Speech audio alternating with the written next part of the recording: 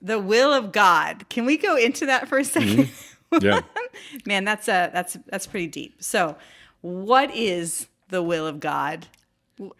There's no way I can define that or answer that. Okay. This had been centuries of really smart people wrestling with this. Yeah. So I think the will of God, I think that's why we're talking about it. Like, how do we define it? So questions I ask are, when you make a decision in life for someone that's following Jesus, when they make a decision in life, they're probably thinking, is this the will of God? Yeah. Or they don't want to make a decision until they know what the will of God is. Yeah. And yet you can't really define what the will of God is. It doesn't mean it's not there. It just means it's just so complicated to define. That's why it's this massive place of mystery. Yeah. So what do we do with that? I mean, how do we actually live life? Do we live life with, we're not going to find out till the end of our life what all the decisions we made? Another dimension to the thought is, how do we know when we make a decision and whatever happened, how do we know that was actually the will of God? Yes. And I found that I think it's normal for humans to go, if I make a decision that brings happiness, brings peace, brings, there's no conflict, it's not hard, then we go, oh, that must be the will of God. Yeah.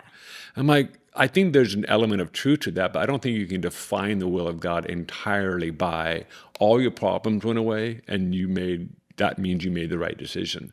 Because you look at Scripture, you look at Paul. Paul made decisions and he got beaten up over it. He got physically, and Jesus made decisions and got crucified for it. So I think we have to expand our definition of the will of God. The will of God doesn't just mean life gets easier or it's a better job. It has to be deeper than that. And so, especially I think in the Western context. Yeah, you're blowing some minds right now. Yeah, so I think we are like, man, the will of God looks like the sandy beaches of Cancun. Yes. And it's like, well, yeah, and it could also mean a lot of other things. Yeah. So when you look at somebody that's sacrificing their life in a foreign country as a missionary, and life is not the sandy beaches of Cancun. It's complex, it's challenging, it's hard, but they're right in the middle of what they're supposed to be doing. Yeah. So I think how we define the will of God sometimes will also give us an idea of how we actually make decisions. Yeah. And so that's the tension. So my heart is to tension. expand our understanding of what potentially the will of God could be.